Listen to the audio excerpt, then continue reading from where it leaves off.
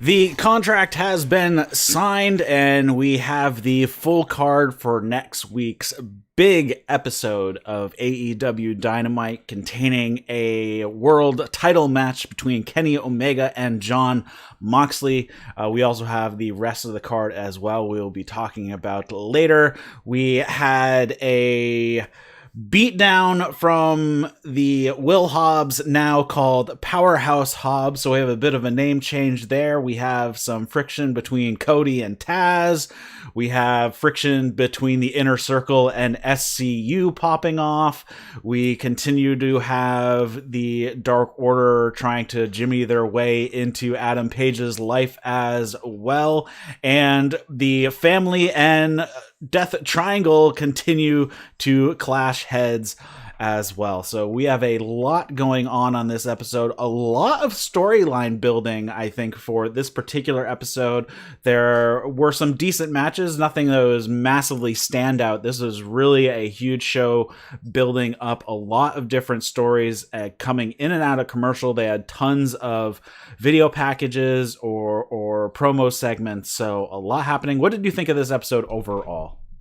It was good, and I'm pleasantly surprised that they didn't do picture-in-picture in every single match. They didn't? No. Oh. I watched on Fight, so I figured they did. No, because JR always mentions picture-in-picture. Oh, well, I must have first match, I don't believe the first match went picture-in-picture. There was one other one, but I don't remember which one it was. I know that Hikaru, Shida, and Anna Jay had a chunk removed because it kept playing. They said they were going picture-in-picture, and then after a little bit, it just cut to the AEW logo. So they must have come out of picture-in-picture on TNT and just had regular commercial, and they must have cut a part of the match. You know, there was one of the picture-in-pictures where they had, or one of the commercial breaks rather, where they had a promo in the middle of the commercial break and then went back to commercial. Interesting. Which I thought was rather strange. Well, if it pops up in your notes or I hit that promo, we'll see how that was kind of laid out within the Fight feed versus what was on TNT, I guess. So let's set it up. When I say promo, I don't mean that it was a wrestler cutting a promo. It was, like a commercial for Dynamite that was in the middle of their commercial break. So it was like, a promo for themselves, which seemed rather strange. And I was actually watching on the Xfinity stream and was fast forwarding through and then saw that. And I was like, oh, okay, commercial break's over. Nope. Interesting. It was an ad in the middle of the break. All right. So that might have been the thing. I'm not sure. All right. So let's set it up here. Thanks, everybody, for tuning into That's Wrestling. If you are listening to this as a podcast, we do this show live over on YouTube. So check out the YouTube channel. The link is in the show notes. And if you hit that bell notification, it will let you know as soon as we schedule a live stream. We tend to do AEW Dynamite reviews 7 p.m. Eastern on the following night. And New Japan, since they have a very unset schedule, we have a very unset schedule when it comes to New Japan. We tend to land, though, on Tuesdays because they at least kind of tend to work around the weekends. So Tuesday we kind of catch up. I'm not sure when the next one will be. Best of the Super Juniors and World Tag League are going on right now, so we will probably have a show maybe Saturday night, picking up a few more days. They've actually been really good at putting up the English commentary within like 12 hours, so that's been really good to keep up quicker than on the G1. If you have any comments, questions, feedback, you can send those to eric@thatswrestling.com. If you're watching this on YouTube and you like it as a podcast, it's available on all your favorite podcast apps, or you can snag the RSS feed over at thatswrestling.com, and follow us on Twitter, That's Wrestling 1, and there's also a Discord you can come hang out with. And tonight I have with me back in the co-host chair is Darryl W. Perry. How's it been going, man? Pretty good. Stressful. In the middle of packing. We are moving back into our old apartment, only about a mile away, but still have to pack everything. Movers show up at 3 o'clock tomorrow. Well, all right. So, but it's still pretty much within walking distance of your office. Now it's just going to be like a 20-minute walk instead of a 5-minute walk. No, we're actually going to wind up getting rid of the office because instead of having a 279 square foot studio apartment, we're moving back into a full 1-bedroom that has room for stuff. Well, excellent. Good to hear. Yeah, but it's still walking distance to college. Awesome. All right, so let's get into this show here. One thing I noticed right off the back, they were a bit heavy-handed on the crowd sweetening on this episode. I don't know if you noticed that at all. What do you mean the crowd sweetening? They really turned up crowd noise, added in crowd noise. Yeah. Yes. They were a little heavy-handed on that this week. Usually they've been pretty good on the recorded shows, but this one, not so much. They were definitely overbearing on it, especially given there was very little people in the crowd. There were plenty of shots shooting towards the stands, and like the lower and the second deck were like pretty much empty, and you can't see the third deck, but they haven't been putting people in the third deck anyways. So it was kind of empty for the amount of noise that they were kind of pumping in. Yeah, I did notice that there was a lot of crowd noise, but I just thought that maybe everybody was amped up on Mountain Dew. Yeah, probably. They've been okay, but they haven't mic'd the crowd very well on the live shows. They definitely needed to get the mics up into the stands instead of just relying on mics around the ringside area. They really should kind of like position, they have all that scaffolding, just drop a line and hang a few shotgun mics facing right at the 500 people that you have, and then you suddenly have a much louder crowd. But we'll see how that goes, especially next week. Hopefully they're probably gonna have like 750 in the crowd, I'm guessing, because they're gonna be live next week. So winter is coming. It is. We start off with Hangman Page versus John Silver. Did you notice the lower third for Page? It was pretty funny this week. No, I didn't. The lower third said lost his phone for 6 weeks, was too cheap to buy a new one. That was his lower third this week. They also mentioned on commentary, no booze in Adam Page tonight. So, a little bit of a change here. See if his character is going to be drying up a little bit, or if he's just experimenting with not drinking all the time. We have a little bit of an inset. Basically, John Silver says he wanted this match because they like the Hangman and they would like to have the Hangman join them, and that was pretty much it. Silver is the chief recruiting officer or whatever it is. Yes. The recruitment specialist. Yes, him and Reynolds are very bad at it. Though I have not watched BTE in the past 2 weeks, so I'm a little behind. I hear there is some pretty funny stuff, especially when it comes to people slipping off the ropes, because there's been 2 weeks in a row people have slipped off the ropes. Have you watched BTE? Yep. And I have not. Okay, so the when Matt Sydal slipped off the rope, and then the next BT they turned it into something of Nakazawa. Yeah, Michael Nakazawa, and they've been going. So every time somebody botches a springboard or something like that on the next BTE, they've been showing Michael Nakazawa messing up the ropes or something like that. So they're kind of like retroactively fixing the mistake, and now it's become a story that because of that, Michael Nakazawa got a match with Matt Sydal on Dark. So now he is, every time something happens like that, they retroactively do that, which gets him a match on Dark because the people want to kick his ass. So I think that's pretty funny. Anyways, we'll continue on. Hangman and John Silver. Silver wants a fist bump before they start the match. Hangman waves him off. They have a bit of a back and forth. Silver tries to compare his biceps to Paige. Paige just clocks him in the face for it. There was a lot of back and forth. They gave Silver quite a lot in this match. Paige hit a top rope crossbody to the floor, sliding lariat for a 2 count. Hangman catches. Silver hits a Samoan drop, running shooting star press for 2. Silver's counters a buckshot lariat with a Rana, hits some kicks and some strikes. They go back and forth some more. Silver hits a bunch of kicks, but Hangman hits a power bomb and then a buckshot lariat and gets the 3 count. Good little match here. And buckshot seemed a little high. It looked to me like he clocked him right in the side of the head. But he also has, at least a foot on Silver. Probably not that much, but he is much taller than Silver. Yeah, just the height difference.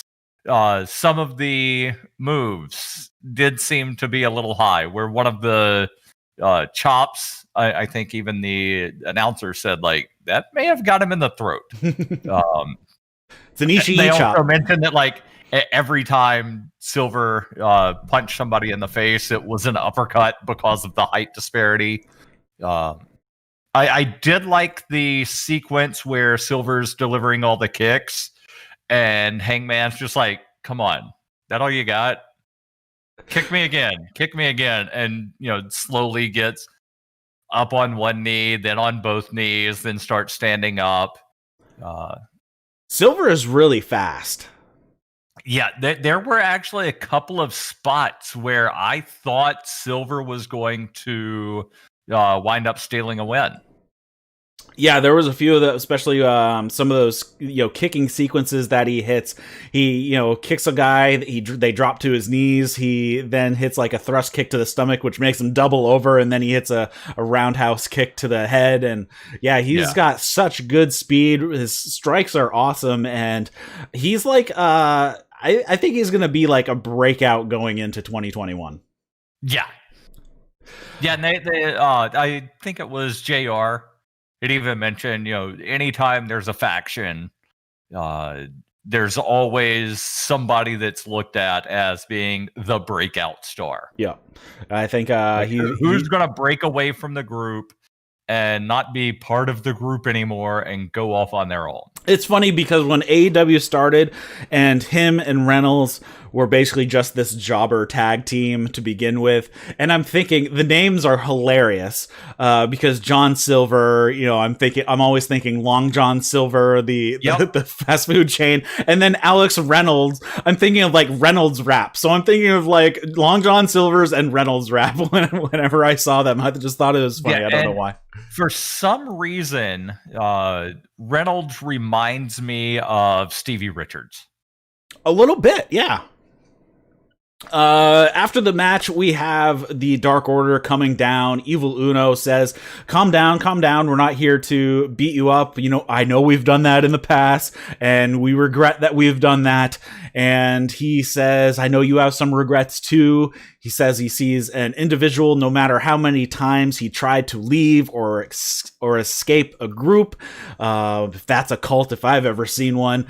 And says that Paige has a lot on his mind, and he doesn't have a lot of people to rely on, and that he and his friends, meaning the Dark Order, are there for you, and you know where to find us. So Dark Order still passing the overtures to Hangman Page here. Yeah, and I did think that it was a little bit of projecting, where Evil Uno he didn't actually say the Elite, but he was definitely referencing the Elite as the group that he was trying to leave, but they wouldn't let him. They're the cult, not us. Right. The creepy group that, half of the guys wear the same looking mask, and you get a new name when you're in the group, and all of these other sorts of things, to where I'm guessing Grayson is number 2. Mm-hmm. Reynolds is number 3. Silver is 4. Alan Angels is 5. I don't know who 6 is. Nobody's 6. Other than Sean Waltman. Preston Vance is 10. Right. Anna Jay is 99. Which I found out is not a Get Smart reference. Though it is also a Get Smart reference, but I heard it from Brody Lee on a podcast he was on, but I'm now completely spacing what the reference was. But I always thought it was a Get Smart reference. Okay. Yeah, but by all sorts of ways that you look at it, Dark Order is a cult. Yeah, like, I'm sure. That other group was the Cult. Yeah. Which is hilarious. Friends. I love how they always go that way. Yeah, and they still haven't really solved whether Colt Cabana is actually in the group or not. He hasn't gotten a number yet, so I guess not. Yeah. He's like friends, I guess, or acquaintances, I guess. He's still going through Pledge Week. Yeah, he's still pledging. I'm pretty sure they take anybody as long as they drink the Kool-Aid, which is literal Kool-Aid on BTE, which is always funny too. Next up, we have flavor? It's usually grape, I think. Okay. Purple drink. They run down the card for the night. Next up, we have Alex Marvez with Kenny Omega. Kenny Omega is dressed up in a suit and aviators. Alex recaps kind of what happened last week with Jon Moxley getting laid out before the contract signing. Omega says that he's had time to reflect. He realizes that the more things change, the more they stay the same. Last year, they had a match just at about this exact time. Now, fast forward a year, they're doing it again. Things stay the same, and now I'm seeing her face on all the wrestling magazines, but suddenly after winning the title eliminator, my name is back in the picture. The cleaner, the best bout machine, the best in the world. He says, see, John, more things change, the more they stay the same. The common thread that binds us is something you have and I don't, and that's the AEW Championship. For the past year, he's struggled and clawed and scraped his way back to the top to be taken seriously. And once he gets the belt back, people will start seriously thinking that he is the best once again. And says it's not a stipulation, just a gentleman's agreement. But leave the garbage wrestling aside. No chairs, no tables, no garbage cans. Beat me with your own ability. Pin me, make me submit. Hell, choke me out. And then you can consider yourself the best. Oh, and one more thing. I forgot. John, you are a good guy, and congratulations. That childhood story you told last week really tugged at my heartstrings, but my dad would beat the shit out of your dad. Which is like the classic bully line. Right. I loved it. But also, he started to walk away. He was like, goodbye, good night, all that stuff. Walks away and then comes back and delivers the line about my dad would beat up your dad. Mm-hmm. This was great. Kenny Omega has refound his stride, and this is the Kenny Omega I was expecting to see when AEW started. Yeah. Yeah. Hopefully it, winds up being just a good, clean match. Settled in the middle of the ring. No outside interference from anybody. No shenanigans. I would be okay with a time limit draw. Yeah, but that'll be a 60-minute, so it's going to be interesting. Well, we know that Kenny has done it before. Right.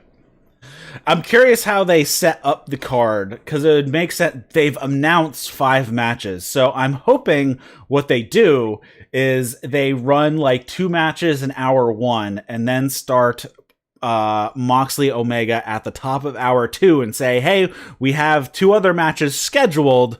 If this match finishes in time, we have other matches that are ready to go, but if not, then they'll be next week or whatever.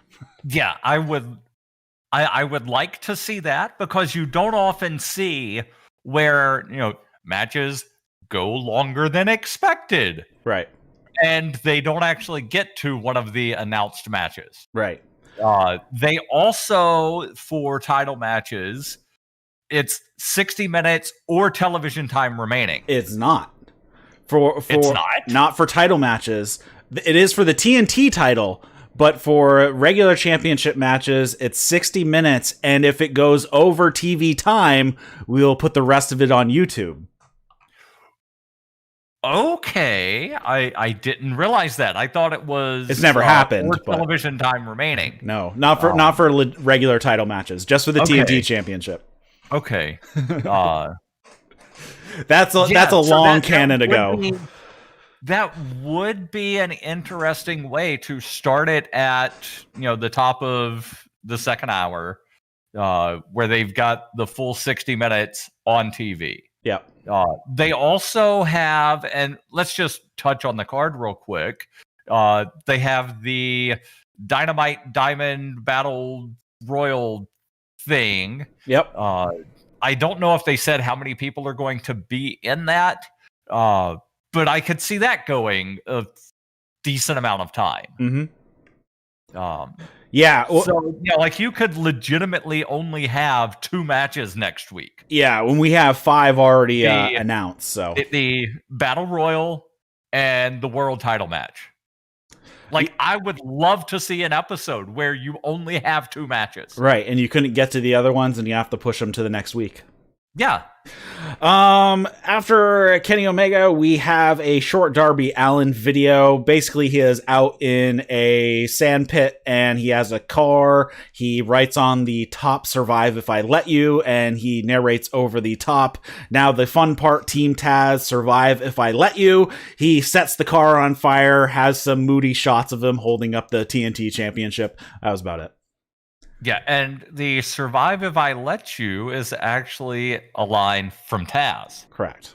Where back in, old school ECW, Taz said, "Beat me if you can, survive if I let you." I think he used that all the way since then. He's used it plenty of times going through all the way. Probably. Yeah. I just remember, like back old school ECW, like that was his thing. Yep. And then Taz also gave a promo a little bit later that we'll touch on.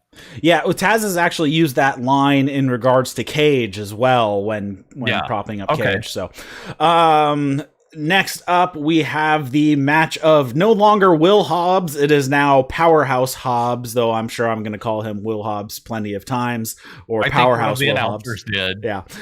JR definitely called him Will Hobbs at least once.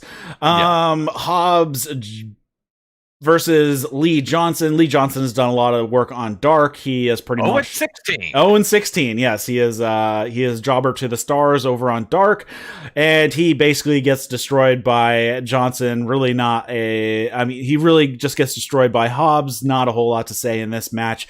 Hobbs needs to lay off on the snarl a little bit. It's like way over the top at this point. Is like a perpetual snarl the whole time. And for those of you not watching the video, my giggle is because I'm seeing Darryl doing it. It's pretty funny. Yeah. The real thing that happened is after Taz grabs the mic and he gets down to the ring and says he's got some business to take care of. He has a problem and it has to do with the FTW championship. He actually also says that this is I heard somebody bitch about this, why Brian Cage and Ricky Starks weren't there. Taz explained it in this promo. He said they are out. I told them to take the night off. They're celebrating. And then he also sends Hobbs away as well. Go join up with the guys and I'll be there in a little bit. So that's what leaves Taz alone with no backup, which then sets up what continues on. Somebody complained about this on a different podcast that I was listening to. It's like, why wasn't Team Taz there to rescue Taz or whatever? It's like, Taz had already sent him away. He explained that. And it's like, these people are not watching the show. They're complaining about stuff that was addressed, which is so annoying when I'm listening to some of these podcasts. Oh, it's Thanksgiving Eve. Go enjoy your turkey before you fly home tomorrow. Right. So he says he's tired of AEW disrespecting the FTW championship. Says he's going to stay in the ring until somebody from management comes out to talk to him. They cut his mic, so then he yells at Justin Roberts to give him his mic, and Taz says, if they cut off this mic, I am going to go over to commentary and get on one of those headsets. I know you're not going to cut one of those off. I know how it works around here. Cody makes his way out of... Hold on. They cut his mic. Sorry, they cut the second mic, yes. And then he didn't go over to commentary. Well, he stayed in the ring and started yelling. Well, yeah. Well, I think he turned around and saw Cody coming out of the tunnel. I think that's what stopped him. So Cody is coming out of the tunnel. He has his headset on because, of course, he's one of the producers of the show. Again, another thing people were bitching about. It's like, everybody knows this, and it's part of canon. So kayfabe canon. So I don't know why people are yelling about this. Right. Executive Vice President, right? Cody Rhodes. He comes out, and Taz tells Cody he wants management to give the title the respect he deserves. Cody says he'll run it up the flagpole. And then Cody brings up, hey, isn't your son training to be a wrestler? Why isn't he training with you? Instead, he's training with me. And then off mic, Taz is pissed. They are close up with the camera, and he's like, I can't believe you said that. I can't believe you went there. You crossed the line. And this was like really, really good. I love the off mic. Out my favorite part. Oh, what did he say? When right after Cody said, I'm going to run it up the flagpole, Taz said, are you also going to tell me that creative has nothing for me and wish me best on my future endeavors? Yes. Sorry, I missed that one. Cody came back in the ring. Which, for anybody that might not be aware, that's generally what WWE does when they release somebody. Yep. Oh, creative didn't have anything for you. We wish you best on future endeavors. Yep. Let's see. Taz off mic says, I can't believe you went there. And then Taz starts to leave with Cody just like with a dumbfounded look facing out towards the crowd. And then Taz turns around, locks in the Taz mission on Cody and starts to choke him out. And then the Nightmare family runs out to the rescue. Taz rolls out of the ring. And who is on the floor but his son, who picks up the FTW belt and leaves with his father. So interesting bringing in Taz's son. Yeah. I'm curious how that's going to go. I wonder if he's going to be a fourth member of Team Taz. That would be a possibility. I think his son is probably 21, 22. When I was listening, I used to always listen to Taz's morning show that he did over in CBS, and that was about 4 years ago now, and his son was, I think, in his senior year of high school playing football and whatnot, so he'd always talk about his son playing football. So I believe his son's probably 21, 22 at this point. So I could wind up seeing after the whole Darby Allin feud that Taz has going on, I could see a story going between the Nightmare family and Team Taz. Mm-hmm. Especially since the Nightmare family now has 6 million members or something that was announced on commentary, because they said like Lee Johnson is now in the Nightmare family. Billy and all 65 of his children. They've picked up a few. Like the Nightmare family is getting rather large at this point. Yeah. So there's plenty of people in the Nightmare family to put on a really good, I know they can't call it War Games, but if they have like a 4-on-4, some sort of giant cage match, I could see that being really good. Yeah, so we'll see how that works out. Next up, we have Alex Marvez is with Eddie Kingston. Eddie says he's not mad. He's just disappointed at Penta leaving the family. He kind of expected it with Fenix because he's just a goof, I guess, basically. And Pac, you've been gone for 8 months. Things have changed.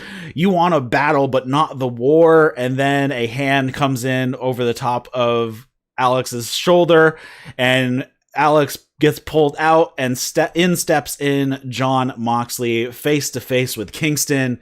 And Eddie says, you know it wasn't me. I have my own stuff to handle. You know who it was. You have your own stuff to handle. And Jon Moxley doesn't say anything, and he just walks off. And Eddie had the greatest line at the end while he's repositioning his hat. He's like, messing up my feng shui. Yeah. So Eddie Kingston denying he had anything to do with the attack on Jon Moxley. Yeah, just good, solid promo. More of Kingston, like putting down Rey Fenix. I think he said something about Phoenix, like doing flippy yeah. stuff. Yep. Next up, we have Top Flight versus TH2. This is stemming last week when TH2 attacked Top Flight after their match with the Bucks. So they have a match here on Dynamite. I believe there was also a promo that had happened on Dark as well from TH2 in Brit Baker's waiting room segment, which is really funny. It's kind of like the barber shop from old school WWE where they have the kind of a faux set that they are on.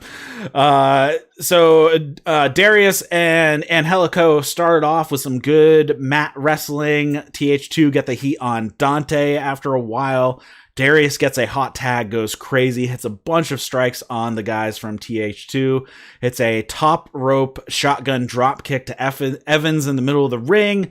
Top Flight hit an assisted power bomb on Evans for 2. Both guys from Top Flight do dives onto the 2 from TH2. And I really like the way they do their dives. Where the one guy is set up standing outside the ring. Yeah, and while he kind of other guy's running forward, so it sort of obscures the guy that's about to do the tope suicida. Yep. And the guy from the outside does that, flip over the top rope, bounces out, and then the tope con hero. Yes, it was excellent from the two of them. Dante hits a huge splash for a 2 count off the top rope. TH2 hit That was not a frog splash. That was not a frog splash. That's why I wrote just a splash. Even though, was it JR that called it a frog splash? No, it was Excalibur who called it a frog splash. That was a little disappointing. Both guys from Top Flight hit, TH2 hit an assisted 450 splash in the middle of the ring for 2. Darius gets slammed on the floor, and Helico puts on the Navarro Deathlock, and Dante has to tap out. And then after the match is over, TH2 continues to beat up on Top Flight after the bell. Bucks run out to make the save. They just run off with no physicality between them and TH2 to save the Top Flight. Yeah, good match. There were several near falls that happened where it was very believable that Top Flight could have taken the win against TH2. Yep. So second match in a row where even in defeat, they've looked really good.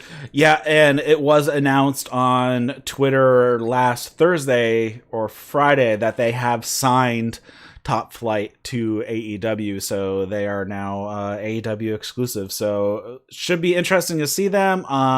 Really looking forward to seeing what they can do in the future.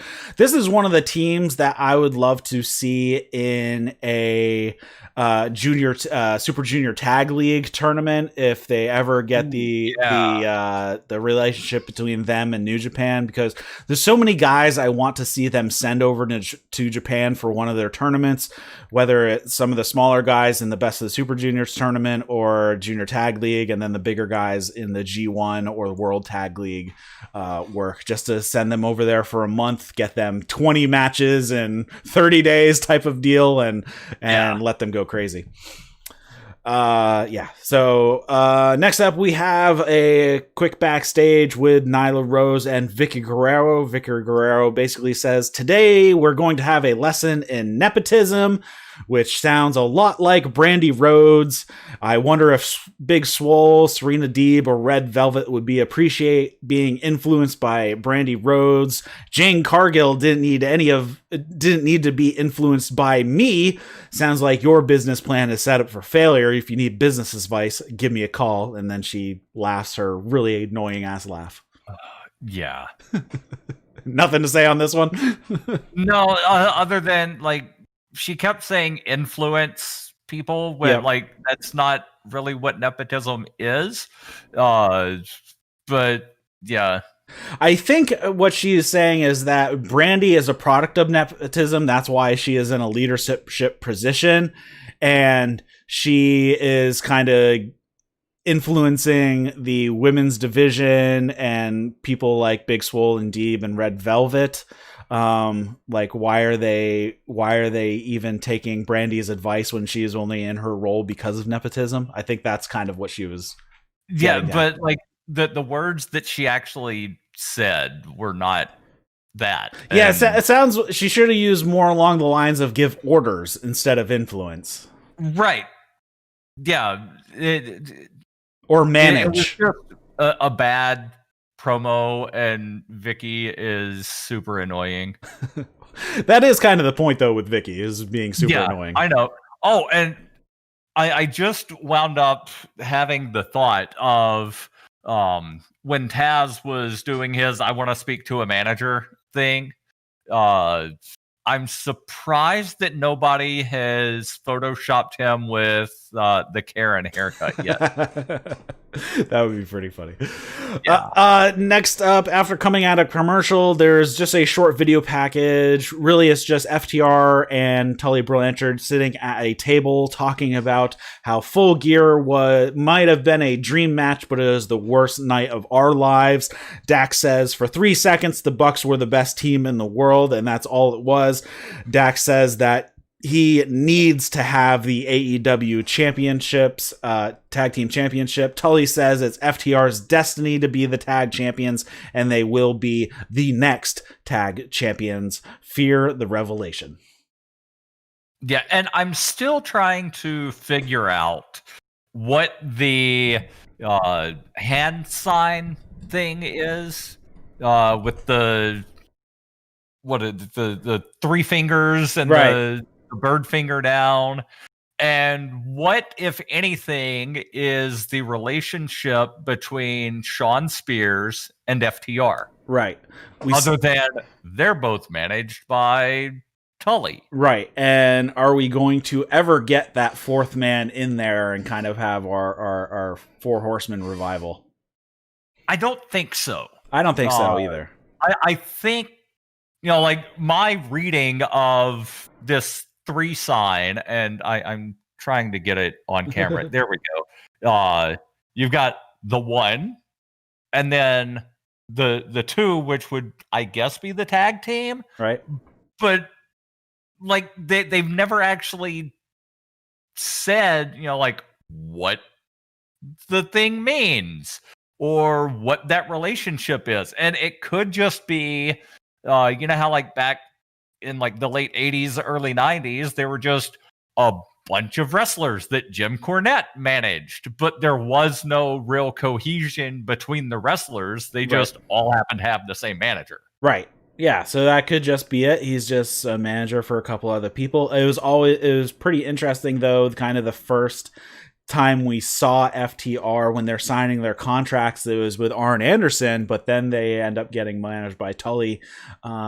So interesting. It could just be, our long-term story going on. They've had plenty of long-term stories, and will we get a payoff in the future? AEW's garnered some leeway with me and good faith, so we could see where this is going at some point. Yeah.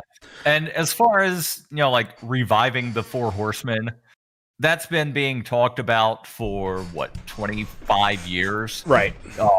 I think TNA probably did the best sort of revival of the Four Horsemen, where they called it Fortune, where it was AJ Styles and a couple others.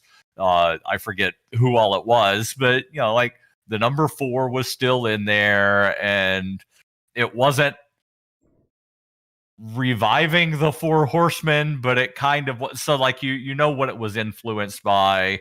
WWE tried it a few times. Evolution was stupid, never should have happened. Although it did give the Batista Triple H thumbs up, thumb down sort of feud. So right.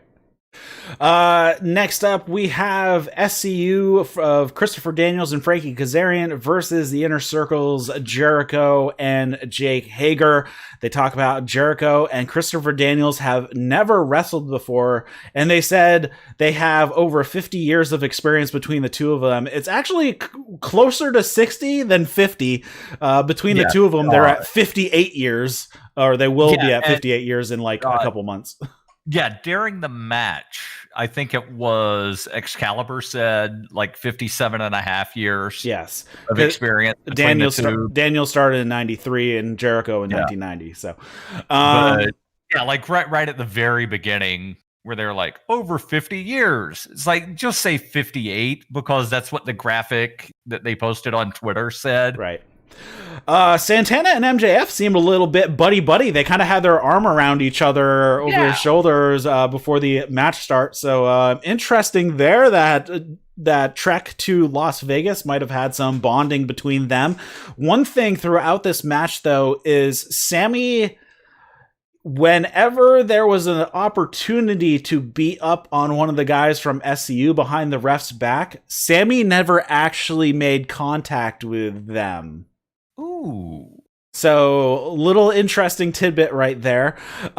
Jericho and Daniels actually are the ones to start it off. Amazing to see these two legit 50-year-olds, both of them turned 50 this year, being this good. They were moving quickly. Daniels actually ended up getting the best of Jericho, and then they both tag out. Kazarian and Hager get tagged in. Hager works over Kazarian for a while. Jericho and Hager have a lot of quick tags in and out, working over Kaz, and then Daniels gets tagged in. He gets sent to the outside. The inner circle swarm on him. Sammy does not. Jericho and Hager get the heat on Daniels for a while. Frankie finally gets a hot tag, takes out Jericho. He goes to the outside to get some shots in on the rest of the inner circle as well. Not Sammy. Daniels hits a top rope double knees to Jericho, hits a dive to the outside to Hager. Back in into the ring he runs and hits a top rope cross body onto Jericho. Hager gets the tag and runs over Daniels, but Daniels makes a comeback, hits the best moonsault ever. Jericho has to break up the pin behind the ref's back. MJF clocks Daniels in the face with the Dynamite Diamond Ring, and as he stands up back into the ring, Jericho hits him with the Judas effect, and Hager gets the pin. After the match, Kaz punches MJF right in the face. The inner circle swarm and beat up SCU. Jericho holds up Kazarian for MJF to get a free shot in, but Scorpio Sky runs out with a chair, and inner circle scatters like cockroaches when the light gets turned on in the middle of the night. Yeah, and I was during that entire post-match beatdown, like, where's Scorpio Sky? Where's Scorpio Sky? And then he finally comes out with a chair, and it's like, all right, he was looking for a chair. That's what took him so long to get to the ring. He had to find a chair. Right. Even though they never said that, the fact that he did have a chair sort of, gives you something to think about. He had to find a weapon. Right. Exactly. Because they put over the fact that, the seven of them out there, the ring empty-handed. Right. And because he had a weapon, everybody ran. Yeah. So good match. Awesome to see these two guys, like I said, being legit 50-year-olds, looking really good, having a really good match. Yeah. I mean, I'm surprised how well they both move, given the style that they worked for so many years. Though we've had a really good match between two legit 52-year-olds earlier this year in Nagata and Suzuki. The two of them had one of the best matches of the year in the New Japan Cup. So yeah, and the announcers keep putting over that Hager is undefeated in MMA. Mm-hmm.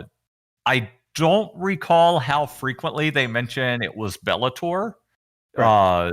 Because in the various leagues of mixed martial arts fighting, Bellator is kind of the minor league to UFC. Yeah, I put it between like the real minors and the majors, so it's closer to being a major league than a minor league, but it's still the best of the best, of course, go to UFC. It's like advanced AAA right versus Major League Baseball. Right. If CM Punk would have fought in Bellator instead of going straight to UFC when he did his 2 matches and or got whatever it was. clobbered in both of them. Right, like he might also be an undefeated MMA fighter. Yeah, he probably should have had some smaller matches before he went in the UFC and got demolished. Yeah, and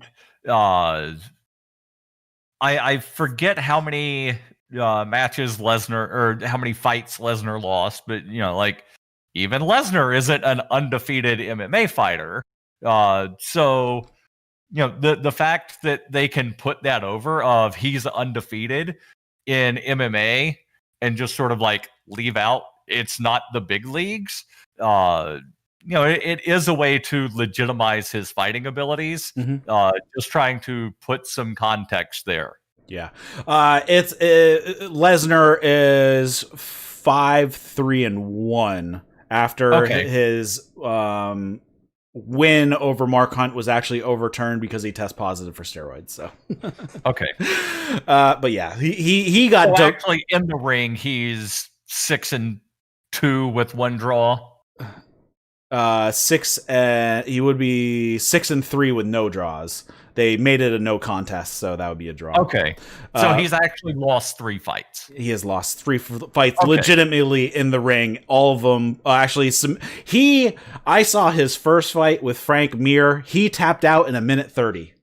His first fight in the UFC, he got destroyed. I'm like, this guy is not going to do good. But then he managed to. They gave him some little lower opponents. The funny thing is, in that fight, after he had knocked Mir onto the ground, he's sort of like doing his wrestling gloat hop thing, and then just like walks into getting himself into an ankle lock. Yeah.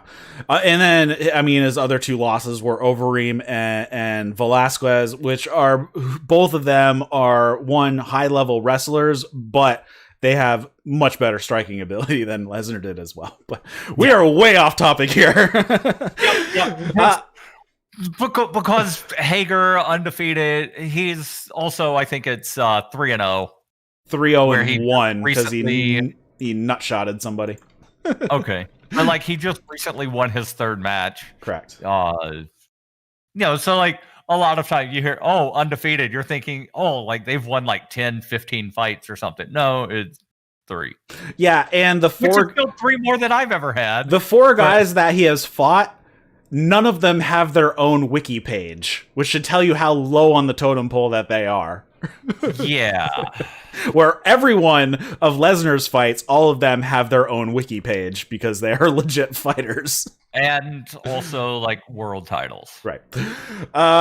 Next up, we have a segment. It is Kip and Miro. They're going to do the video game extravaganza segment. And in walks Orange Cassidy slowly into their trailer. He walks over to the Xbox and slowly pushes the power button and turns it off. Turns around, walks out of the trailer, which then, of course, Kip and Miro are like, what the hell is going on? They go out and best friends are waiting. They all have a brawl out back. And then actually, it was kind of funny how they ended this segment. Miro basically got up in the cameraman's face and said, get the hell out of the way, and knocked over the cameraman. And that is how they actually cut the segment, which was pretty funny. Yeah. But Orange Cassidy was great in this, just walking in, turning off the Xbox and walking out. Yeah. But other than that, hopefully this isn't going to be a legit segment going forward, and this was just a reason for them to have a camera with Kip and Miro to get the best friends to attack them. Yeah, well, they did announce, I think it was on, I forget if it was Twitter or Instagram, where they're doing some sort of Twitch gaming thing called like Kiro, where they're combining Kip and Miro into Kiro. That should be interesting. Yeah.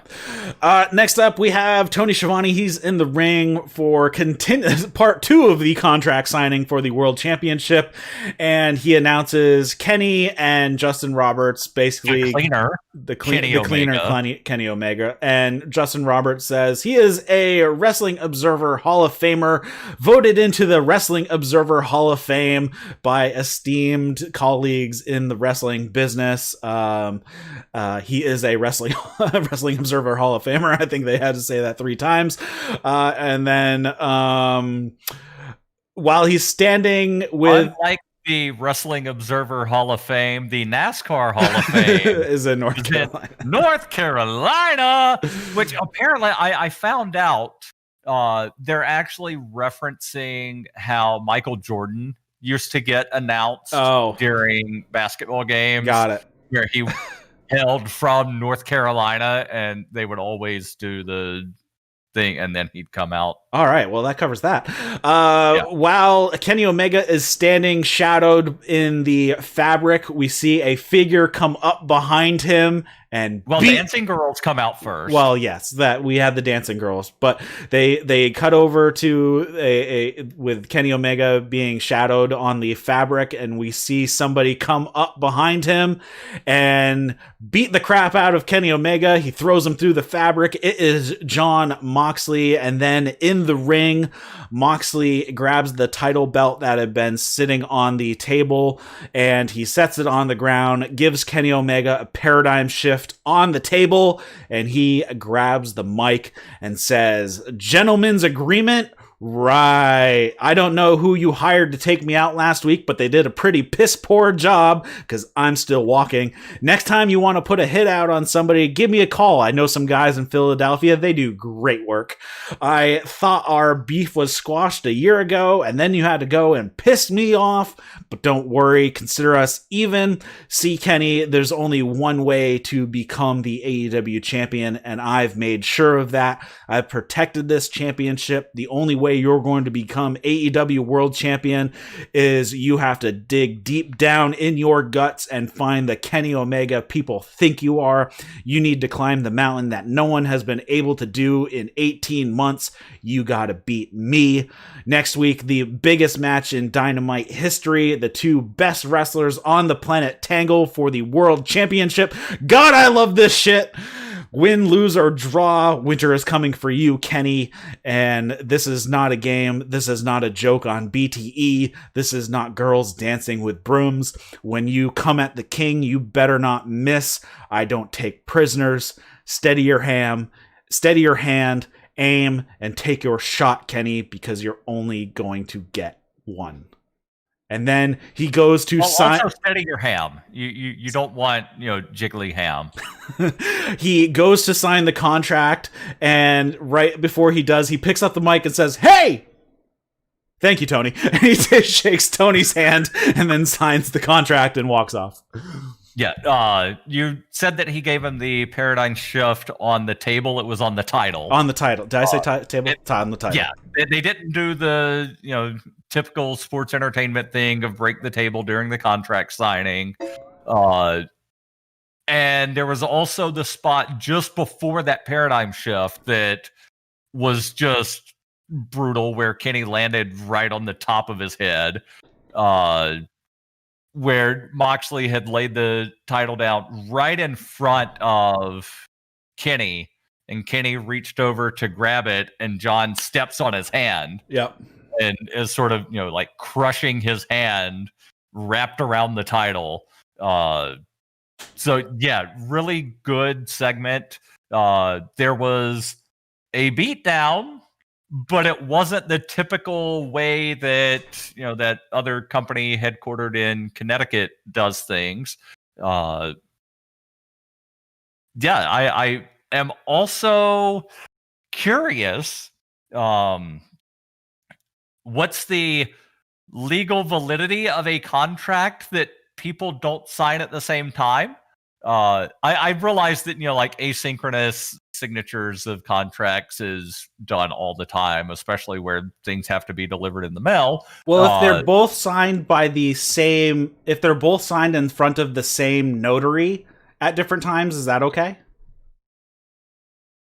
I don't know. I don't know what their clause is in the contract of, does it have to be signed on the same day? Right. Does it have to be signed in front of the same witness? Right. I would think if a notary there. Well, call Tony the witness, but I'm saying in real life, if I could see a notary, would bring a contract to one person and then travel to the second person because the two people can't coming in contact with each other or whatever busy. So you could have a couple day delay. As long as the same notary, I think you'd be okay because the same notary saw both signatures. I guess. Yeah, like I said, it depends on the terms of the contract whether it has to be signed at the same time. Backstage, we have we also know that like the whole contract signing for title fights is just all kayfabe anyway. Right. Backstage with the Inner Circle, MJF is yelling like crazy. He says, "Who sucker punches another man in the face? Frankie Kazarian, that's who," which is hilariously hypocritical. And then Jericho says, "We won fair and square," which again is complete bullcrap. And basically Jericho calls out Frankie Kazarian for next week. So he also says, "No, there's some jaw. You punched MJF right in the jaw. There's probably some dental damage. I can tell." Yeah. So do we know if the Inner Circle has some sort of contract with Brit Baker to do all of their dental work? That would be the Inner Circle needs a female. Yes. They also have some new merch. Yes. You didn't mention that, but it was, well, I'm not their pitch man. What's that? I'm not their pitch man. I know. But when they came out before their match, they had the new t-shirts and it was hyped up on commentary of, you can go to whatever website, blah, blah, blah, /AEW. It's a nice looking shirt. I personally would never buy one just because like money would wind up going to Jericho and he'd just donate to Donald Trump, which he's done, by the way. All right. Next up, we have a short video package before the Anna Jay and Hikaru Shida match. Praise the universe, or whoever you want to praise, because I always want these, and they are finally doing one. Basically, it's a little bit of a back and forth sit down from the both of them. Anna Jay says that the first time that she fought Shida, that was like her 7th match ever, and that she's been training with Tay Conti in jiu-jitsu, and Tay Conti is a legit jiu-jitsu artist. She tried out for like the Olympic team in Brazil, but she did not make it. But still, if you're even trying out, you're legit at that point. Yeah. Shida says that her knee is fine. That's the life of a champion. She says that Anna Jay doesn't need the belt. She needs more heart. I thought Shida came off like a pretty much a badass in this package where we have not heard a lot from Shida. And this is exactly how they should be presenting Shida. Let them do pre-tapes. If they need to clean up her diction and coach her on speech, they can do that. Her English is fine anyways. I've seen her on like Twitter and her Instagram and YouTube videos and all that fun stuff. Did you ever see her try a peanut butter cup for the first time? No. It's pretty funny because she never had a peanut butter cup. As good as when Becky Lynch was trying to open the can of pineapple? I did not see that. Oh, it's great. I'll have to go check it out. Yeah, but I did notice that during this sort of pre-match promo sort of hype package, if you will, it looked like Shida had some KT tape on her knee. Yes. And, like, you don't put that on a knee that's completely fine. But she's like, oh, no, the knee's fine. Right. So that was just sort of that extra layer that I don't know how many people picked up. Yeah. But the knee definitely came into play during the match. Mm-hmm. So we have the match of Anna Jay versus Hikaru Shida. She is seconded to the ring by Tay Conti. And then as the match starts, John Silver, 5 and 10 stand up on the stage. Shida brings it to Anna Jay early. She hits a backbreaker, then a basement drop kick. And then on the outside, Anna Jay blocks the rising knee from Shida. And then Jay runs Shida into into the barricade and into the edge of the ring a couple times. They get the heat on Shida for a bit, and they cut something out of the match here. So they went to picture-in-picture, at least that's what they said on the fight. They went for a little bit, and then they cut. And then when we come back, Shida was up on the top rope. Not sure why. Not sure how that turned around.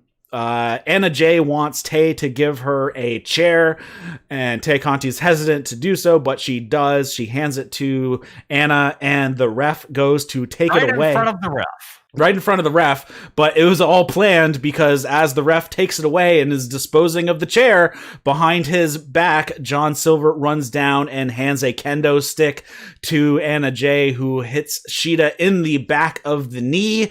But in the end, it doesn't really work out. Shida makes her comeback, hits the running knee, and gets the win. And then, while Shida is leaving, Abaddon comes out, and Shida drops the title belt and moves back a bit. This was a little hokey on Shida's part. She way oversold this. But Abaddon goes, picks up the belt, and licks it, leaving a smear of blood on the front of the belt, and puts it back down. And Hikaru Shida is a bit overselling her scaredness, which is kind of funny, because Shida has already beaten Abaddon before. She's already faced Abaddon once on Dark. I believe it was Abaddon's first match in AEW was with Shida. Yeah, so it was definitely a little bit of overselling, but there was also the whole thing where she was limping out of the ring. So it could be viewed as, and I think this is what they were going for, she got startled and sort of lost her balance and fell over.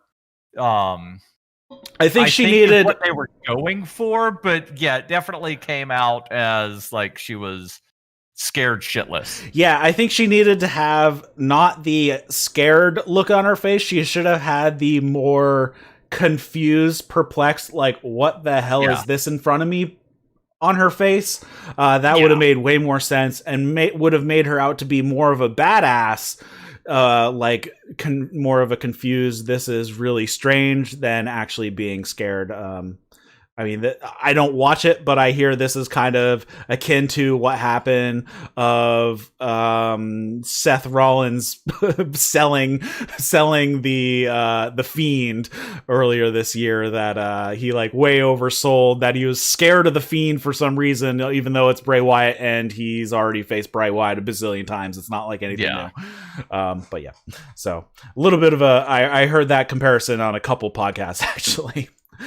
Next up, we have a video from the iconic Matt Hardy. He cannot keep his personas consistent. He's always changing. Let's see if he can actually hold on to one for more than a week. He talks about how 2020 has been a rough year, and he says it's his duty to tell you to fight on. He says that he is back on top after the Elite Deletion match, and if he can overcome insurmountable odds, you should be able to overcome your pedestrian ones. Just remember, if you're feeling overwhelmed, think, what would Matt do? Survive, thrive, win. And that was it. So we have iconic Matt Hardy making an appearance here. Yeah, so I wonder if his new gimmick is that he's been hit in the head way too many times and he doesn't remember who he's supposed to be. Right. And he's just whatever version of himself he last watched on a videotape. Yeah, we need to get some background on what causes Matt Hardy to make all these changes.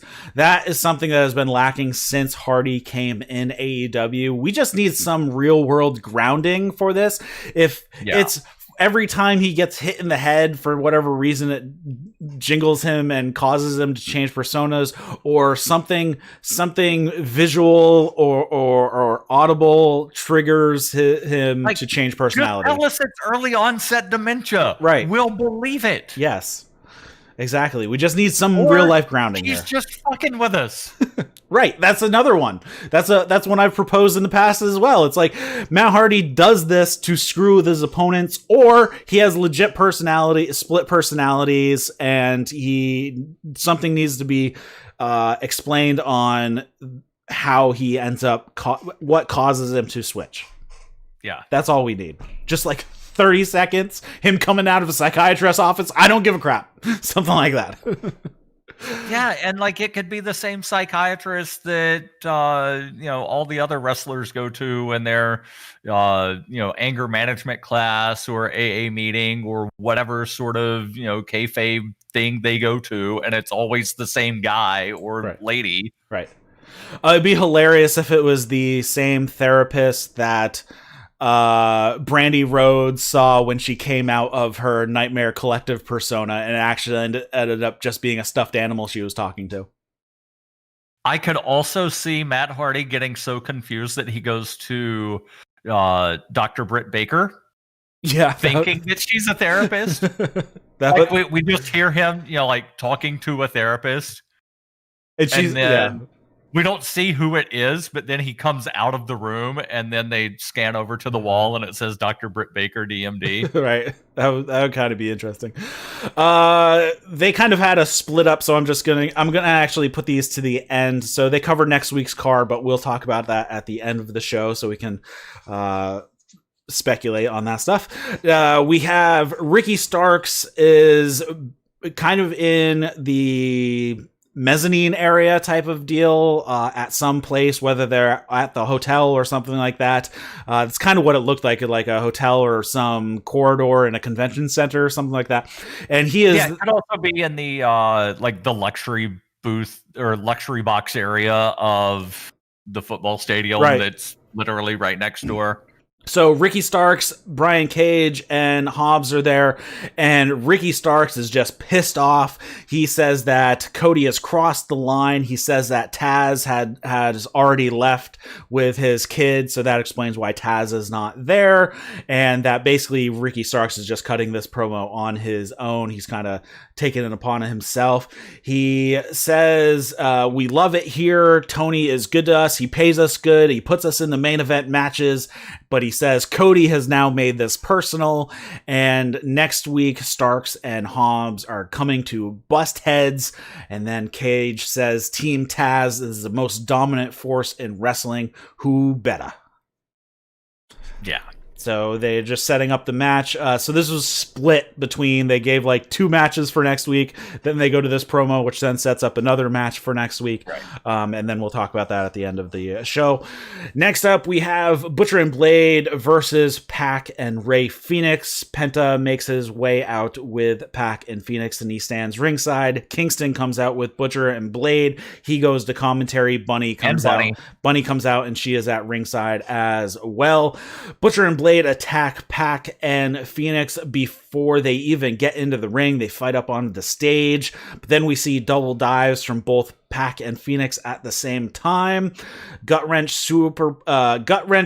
suplex drop kick combo from Butcher and Blade on Pac, and then Pac and Fenix beat on Blade for a bit.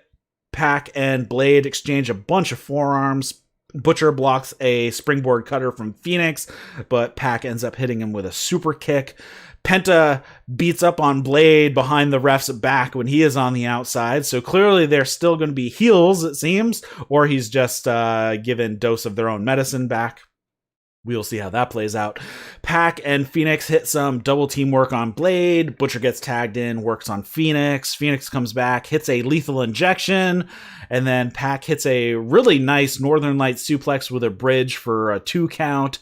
And then Pac goes for a shooting star press, lands on his feet, but ends up eating a power slam from Butcher. Butcher turns Pac inside out with a massive lariat. Then Bunny jumps up on the ring apron to cause a distraction behind the ref's back. Kingston runs down into the ring, knocks Fenix off the top rope. Butcher and Blade then hit a cutter powerbomb combo.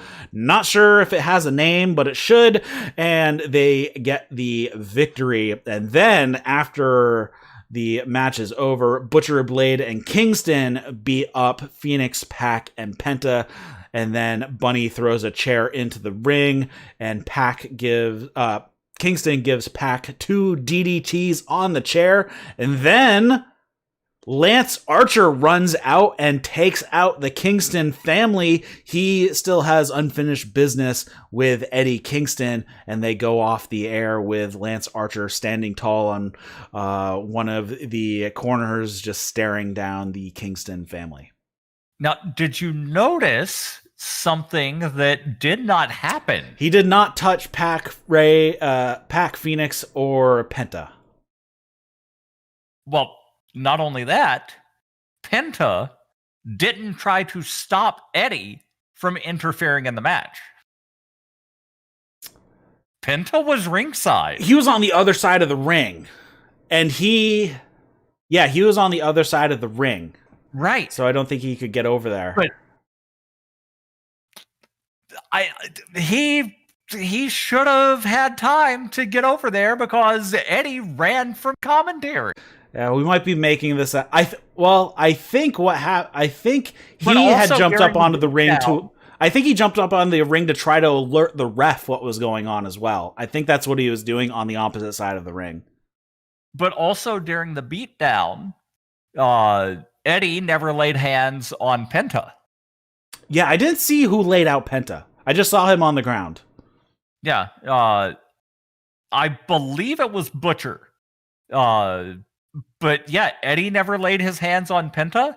Penta never laid his hands on Eddie. Interesting. We might have a mole here in Penta with Death Triangle. That could be an interesting turn of events in the future. Yeah. So it's sort of how you mentioned that, Sammy didn't do any of the shenanigans during the Inner Circle match. Penta didn't scuffle with Eddie here. Mm-hmm. That is an interesting look at it. I guess we will see how this plays out in the future, and if your little observation here turns out to be something, or it just might be a coincidence that that's what happened. So we'll see. Could be. This match was fine. Butcher and Blade looked really good here. Pac and Fenix, they're always going to look awesome. They are definitely two of the best in the business right now, so no qualms there. I noticed that Pac did not hit the whatever color arrow, the black arrow. They're calling his move. The black arrow. Like when he was up on the top turnbuckle, Eddie had mentioned, he's going for that red arrow thing, but then he went for the shooting star press, but landed on his feet. Yeah. Which there's absolutely no way that you can go for a shooting star press and land on your feet unless you're intending to land on your feet. Right. So that's just like a little aside there of like, he knew that was going to happen, but yeah. Well, I mean, it could be he stayed up there long enough. That talented to where he can, flip his body around. Yeah, well, you could always make the argument too that while he was up there, he was staying up there and he saw the Butcher twitch and he's like, "Oh crap! So I'm gonna throw this and outsmart the Butcher and pretend that I'm doing this, knowing that he's gonna move out of the way." That could also be a explanation for that to happen. But interesting here with Lance Archer coming out, getting involved, especially going after a heel faction. Interesting to see, since Lance Archer tends to be a heel. I don't know if we might be looking for a babyface turn here, especially if Kenny Omega does become the champion. It makes sense to push a few people over to the face side to have challengers for Kenny Omega. Yeah, and they still have never said what benefits come from having the diamond ring. Mm-hmm. That MJF has had for close to a year now, if not a little over, and then he has to defend that in the Battle Royal next week.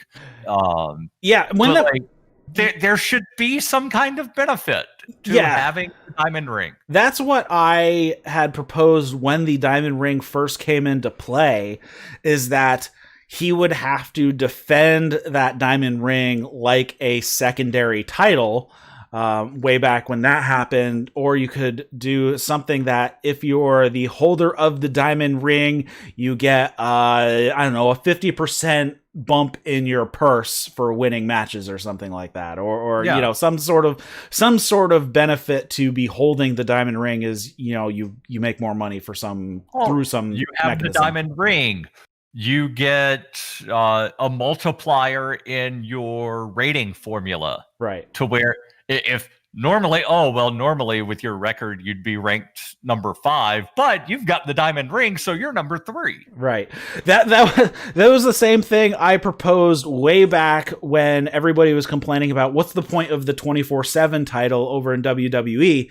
And I proposed, I wrote this into Wade Keller, I believe. I proposed for every day that you hold, for every 24 hours you hold the title, you get a $500 bonus. And if you hold it for 7 consecutive days, you get $1,000 at the end of the week. So like that would give people a reason to want to hold on to the title or get the title because it gets them perpetual money for every day they hold on to it. But it's like they never explain, well, what's the point of having the title anyways? It doesn't get you anything. Yeah. Whereas we always hear, you know, well, you want to be the world champion because you get more money for all the matches. Well, what's the point of being the 24/7 title champion? Because you don't have any matches. You just get fought all the time for it. Right. And then the world champ or tag team champ, you're going to sell more merchandise because you're the champion, which then gets you more money through merch sales. We don't know if you get larger commissions on your merch. Or if it's, you know, like every wrestler gets the same commission rate, but you're the champ, you're selling more merch, so therefore it's just more money because more merch. Right. Yeah, it's always one of those things that they don't address enough. Well, why are these people fighting? Why do they want to be the champion? You know, fighting sports, combat sports, MMA, boxing, you know, legit sports are all about getting the victory, which then gets them more money. Winning means more money than losing. You know, at UFC, basically you double your money. If you win, you get double what you were promised for losing. So the loser gets half of it. Right. Yeah, so it's like this is something that needs to be explained a little bit more in wrestling, that, you know, you want to be at the top of the card because you get paid more to have matches at the top of the card than if you're at the bottom of the card. And that's why you want to be higher up, ranked higher, and fight higher ranked people because you get more money. So just like in UFC, even if you're not facing the champion, but say you are number 6 and you're fighting the number 2 guy, that is going to be a much higher profile. That's going to be a much higher paying match than if you're number 6 and facing a guy that's not even on the top 10. That match isn't going to be worth as much. But also, if you're on the undercard of the world title pay-per-view or whatever, you're making more money because there's been more buys on that, as opposed to, it's, you know, just you know, the free Friday night fight thing on Fox or whatever. Right. Yeah, and that's even there's just the TV money. Right, and that's even motivation for why fighters, or in this case wrestlers, want to hype up their match as much as possible. That's what promos are. Promo is short for promotion. They are promoting the match that they're going to have to sell it to you, the viewer. We see this constantly in boxing. We see this constantly in MMA. Conor McGregor he is a very good fighter. Is he the best fighter in the world? No, but he is the best promo. He is the best at promoting his matches and making you want to see his fights. And that is what the wrestlers are doing. That's their motivation for even doing these promo segments, is hyping up the match. Kayfabe wise, is because they want the match to be on the card. They want to give the company a reason to put them on the card, put them on the pay-per-view card, and get the most buys possible to that pay-per-view to get the most money, because that's how they make their money. That's how all fighters make their money, whether in legit competition or in kayfabe land where we are.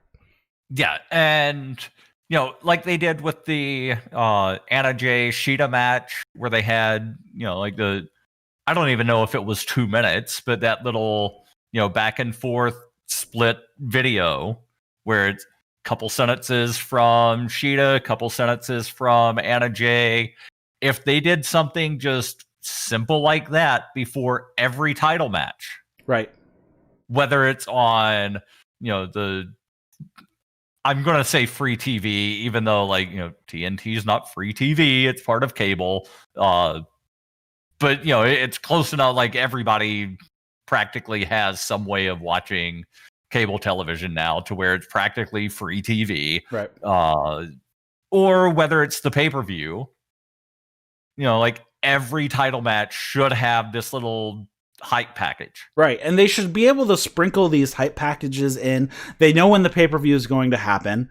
And they need to take a page out of legit competition playbook of hyping up their shows. UFC, that they're going to have 4 weeks of TV shows because they have Friday night fights or whatever on ESPN, and they will pepper in throughout the show, hey, coming up on X date this match is happening. Between matches they will show a 1 minute to 2 minute hype package for a fight coming up in the future. And AEW can do this. They don't need to put if they're going to have, say, 6 matches on a pay-per-view card, they don't need to put them all on the show beforehand. They can put 1, 4 weeks out, 2, maybe 3 or 4 weeks out, and sprinkle them in. And then the go home should be, okay, here's everything that's happening and go check it out. Their countdown shows. Have you watched any of their countdown shows before their pay-per-views? Not the countdown. I do watch the buy-ins. Okay, so the buy-ins are pretty close, but the countdown shows have some of the best promo packages ever. And it's like, okay, why didn't you take a minute of this promo package and put it on Dynamite? Because that's when people are going to see it. I'm thinking, because there are some people that only watch the pay-per-views. So they should have, even during the pay-per-view, a 2-minute hype package before the match. Right. That way, if it's somebody that, I missed Dynamite 2 weeks ago, or I missed, fill in the blank show from the E. I'm not really sure what the storyline is here. Why are these people fighting? Right. If you're only watching the pay-per-view, you need something to tell you why these people are fighting. That is one of the things I will give credit WWE for, because they do that pretty much on every pay-per-view. They have a 2 to 3 minute video package before every single match on the card to show you why this match is happening, especially when you got like a WrestleMania. I could go watch WrestleMania and they'll get me up to speed on why this match is taking place, and AEW needs to do the same on all their pay-per-views as well. Yeah, and that's one thing that I'll say that New Japan needs to do a little bit as well. Oh my God, they never put anything. For the American audience that isn't going to watch, irregular events of, I need to watch 18 nights of the G1 over the next day and a half to know what the fuck's going on. Yeah, that's one thing they really need to work on, because really they just stick all the promos at the end of the show, and it's all in Japanese and they don't subtitle it. And it's like, well, if they subtitled everything, that would be like a huge step up. But yeah, it's like, okay, go watch Wrestle Kingdom. You get like no video packages before the matches. It's like, why is this match happen? You might get one before the like title match, or before like a grudge match of like when Kenny Omega and Jericho had their grudge match, but that was about it. It's like, have a recap of what's happened in the past 5 years, because some of these storylines go back some of them go back a decade. Like the hour or whatever it is before, or rather between, and they keep changing up what they have as like the pre-undercard sort of thing for Wrestle Kingdom, where the last time I watched, there was a battle royal, and then after that there's like an hour, and then they would have all of these promos in Japanese, no subtitles. Right. And this is on the English feed. Right. And it's like, I'm trying to figure things out, and then all of the names for everybody's in Japanese, and it's like, all right, I kind of recognize who this is, but yeah, so definitely the hype package for the people that are only watching the pay-per-views. They need to know why the fight is happening. Yep. And that will help bring people up to speed if they're watching for the first time as well. Right. You want to bring new people in. You can understand if it's, the title match, why the fight is happening, of this guy wants the title. Right. But there's still backstory that... Aside from that, why is this match happening? Right, but there's still backstory on that match, on a title match, to make you even more vested in the match. And that's one thing AEW, I think, lacks, is covering history and helping bring people into the show, because now you're just going to leave people like, what the heck is going on? And you want to be able to bring them into the clubhouse quickly, not make them feel like an outsider. This might be something where I don't know if they want to sort of get Excalibur to come in a little bit more on some of the production side, because he knows the history of all of these wrestlers. Right. Most of them because they were in PWG, which he's got the history with. So, he knows these guys from back when they first started their careers. A lot of them. Mm-hmm. So he knows all of the history. So he could tell you about, 15 years ago, the Young Bucks fought Evil Uno and Stu Grayson in, such and so auditorium and this, that, the other thing. Now let's put that into a package for the next time they have a fight. Yeah, exactly. So I think somebody needs to be in there to help direct. It's like, okay, well, why? Somebody needs to be asking the question, why? All the time. Why did this happen, or what is happening? And then bring that to whoever production and be like, why? Go find out and give me a package to explain it. Somebody needs to be asking questions. And I think the people there are so, since there are no really outsiders working for the company, they're all kind of in a bubble a little bit. And not realizing some of this information is not common knowledge. A lot of this information is not common knowledge. I mean, there's a lot. I've been following a lot of these guys, and I've been following AEW since the beginning. I was watching New Japan for the 2 years leading up to AEW starting, and there's still some things that I'm scratching my head at. Even though I know a lot of it, there's still things that are so inside that I don't even know it, even though I've been deep into this topic for the past 5 years. And I would even like to know a little bit more about why do FTR and the Young Bucks actually hate each other? I know they hate each other. Mm-hmm. I know it started as a Twitter beef, but why? Right. So we'll see if they continue to move down that road. Hopefully they have been doing better on bringing some of these story things up.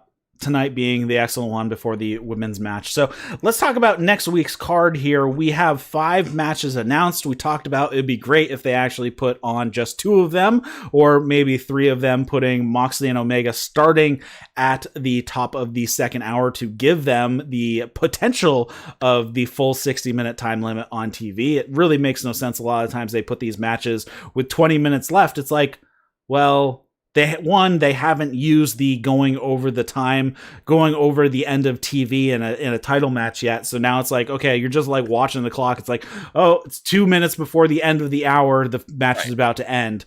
That is one thing I hate when they do that. I hate them putting matches on with a known set time that when it's going to end, because that's not how sports work. Why would they know that a sporting event is going to end right at a certain time? Anyways, we have the Dynamite Diamond Battle Royale. So MJF is going to potentially have to give up his diamond ring, but as we talked about, what's the point of even holding it? We have... They did put up a graphic. They did. I didn't take the time to actually write down everybody's name of who was in the graphic, but they did mention specifically Matt Hardy. I think they mentioned I got the graphic. Other people, but I don't remember who. I got the graphic right here. We have Adam Page, Sammy, John Silver, Alex Reynolds, Isaiah Cassidy, Matt Hardy, Mark Quinn. Oh, and I just got kicked out of it with an ad. Matt Sydal, Scorpio Sky, Sean Spears, Orange Cassidy, Kip Sabian, Miro, Wardlow, and MJF. So I just counted 15 people. Yeah, that is at least who is on the thing. Yes. Yeah, which seems to be a good number for a battle royal, especially if, and I don't know if this is one of those battle royals where everybody starts in the ring at the same time, or if it's, people entering at different intervals. But if it's everybody starting in the ring at the same time, you really don't want more than 15 to 20 people. Yeah, when they start without staggered people coming in, it can get a bit of a clustery. Yeah. So I could see, if it's everybody in the ring starting at the same time, I could see it going not very long, but I could also see it being, dragged out for an extended amount of time. And one thing I noticed in here, we have a lot of teammates in this. Yeah. So just looking, Alex and Reynolds, we have Hardy Party. So we got 3 guys right there. And then we have Miro and Sabian, and we also have Wardlow and MJF in there. And Orange Cassidy, best friends not to be found, it seems. So Orange Cassidy will be in by himself. Miro and Kip are both kind of singles guys, though. Right. Same thing with MJF and Wardlow. They're singles guys. But yeah, I do wish that, especially in these things where you can sort of hide the green guy, they would put Peter Avalon and some of the people that you really only see on Dark. Yeah, surprisingly, there's almost no green guys in here at all. Private Party's the greenest in this match. Yeah, everybody's pretty experienced. It would be a way that you could give somebody a little bit of exposure on Dynamite. Maybe bump up their paycheck a little bit. Like, I legitimately don't know how the pay works. But presumably, if you're on TV, you do get some kind of bonus. But again, don't know. But it would still, get them some exposure. You could then wind up saying, oh, yeah, the last time they were on Dynamite, this happened. They've been doing, fill in the blank on Dark. Next up, we have Chris Jericho versus Frankie Kazarian. I believe this is the first time that they've ever had a singles match. They've been in a tag team match together. That's when Scorpio Sky actually pinned Jericho in a tag team match with Jericho and Sammy versus Kazarian and Scorpio Sky. That should be an interesting one to see the two of them. Frankie Kazarian has been really good this year.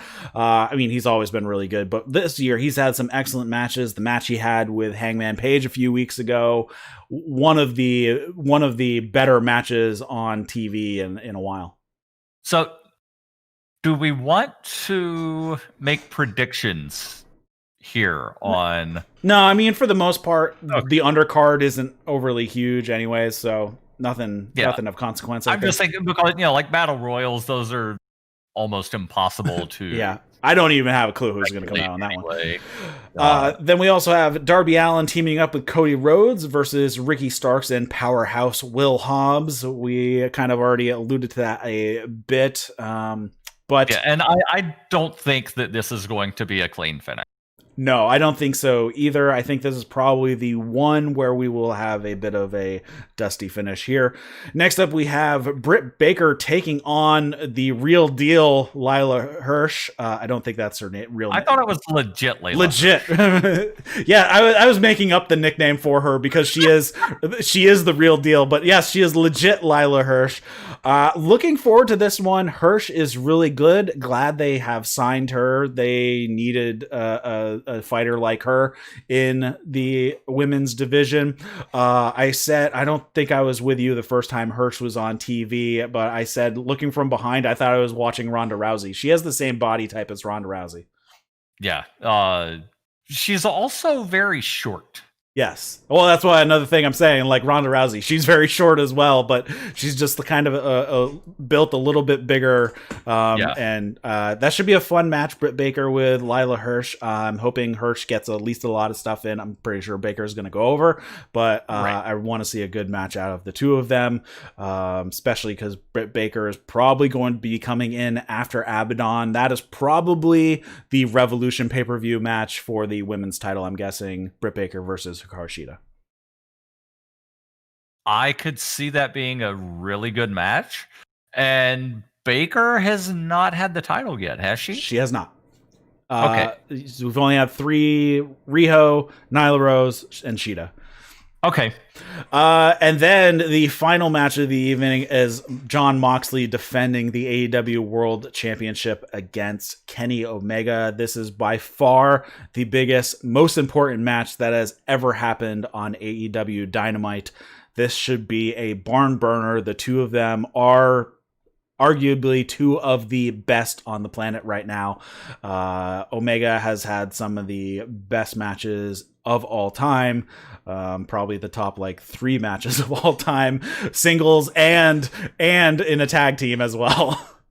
Yeah. I could see this being like a 23-star match.